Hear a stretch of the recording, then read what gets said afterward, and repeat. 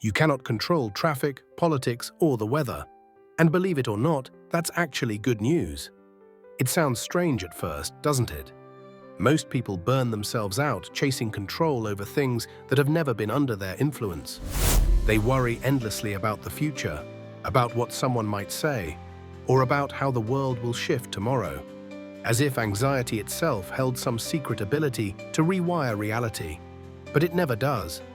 And this desperate attempt to grab things beyond reach doesn't just tire the body, it steals peace in the present. Before going further, pause for a moment. If finding calm in chaos speaks to you, don't forget to like this video, leave a quick comment, and subscribe for weekly wisdom. Doing so helps this channel grow, and it might also deliver exactly the reminder someone else needs today. This is where Reya's story comes in, a story that feels uncomfortably familiar for many of us in the modern world. Reya lived in what-if mode. Every tiny decision, every unpredictable event, was the spark for a storm of anxious scenarios. Imagine her waiting for a job interview. She would practice every possible question, imagine every possible failure, and replay the worst endings in her head dozens of times. Or if someone she loved came home late, instantly her mind skipped to car accidents and emergencies. She wasn't dramatic, she was caring, but her brain, brilliant as it was, became a battlefield, forever clashing with a future it could never predict. And doesn't that sound like today's world? How many scroll endlessly on their phones, reading the news, weather alerts, opinions of strangers online, thinking if they stay on top of every update, somehow they're safer. Yet deep down, everyone knows it doesn't work. It just keeps the heart racing and the sleep restless. Reya's struggle is not unique. It's nearly universal, and like millions of others, she believed that if she just thought hard enough, if she just worried enough, the outcome might tilt in her favor. But the future is stubborn. It does not bend to overthinking, nor to worry, nor to hours scrolling for signs. This is the exact trap wisdom traditions, like Stoicism, were built to address.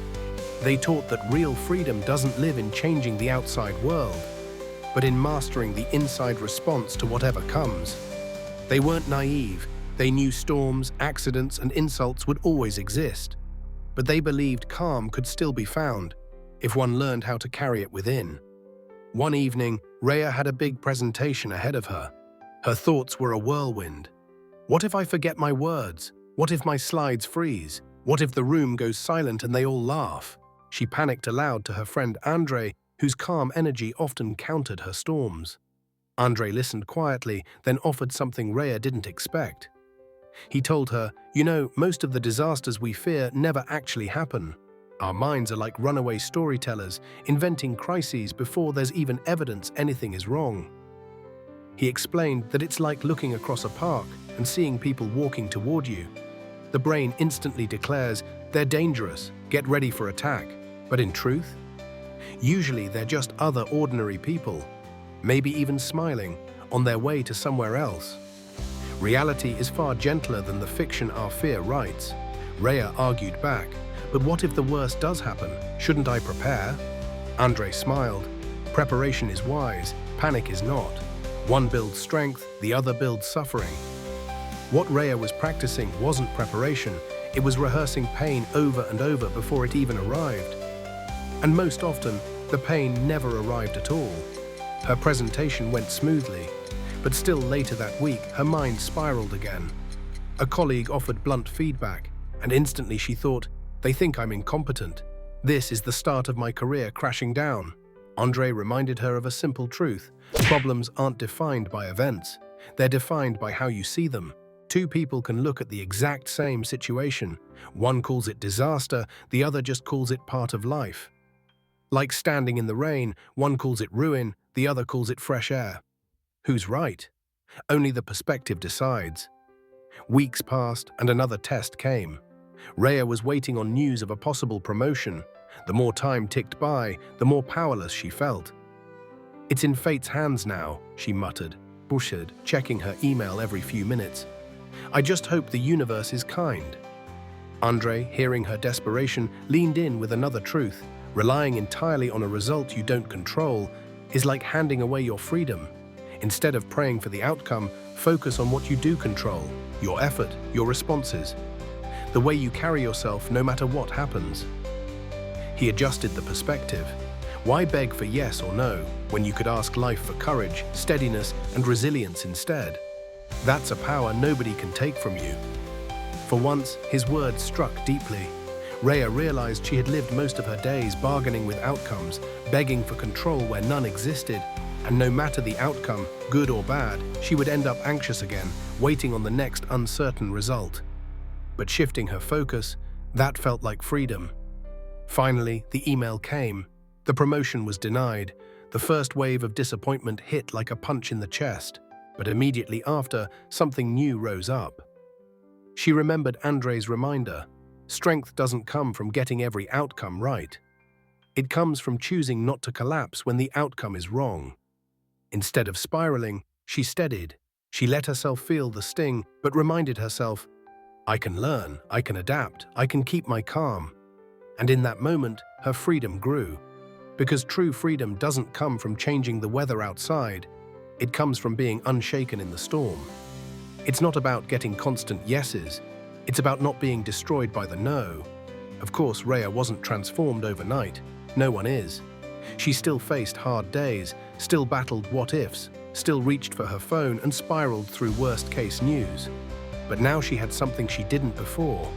Tools for steadying herself. Questions to stop her spirals, phrases to remind her that worry wasn't preparation, it was punishment. And above all, a simple truth she could return to every day. There's power in focusing on what's hers to control, and peace in releasing what never was. Think about your own life for a second. How many hours this week did you waste playing out future disasters that never came? How many sleepless nights were spent over text messages never sent, likes never clicked, meetings that turned out fine? This isn't weakness, it's habit. And like Reya, you can choose a new one. So what can you do right now? Step 1. Notice when your brain is rehearsing disasters. Catch it and call it out. This isn't reality, it's imagination. Step 2.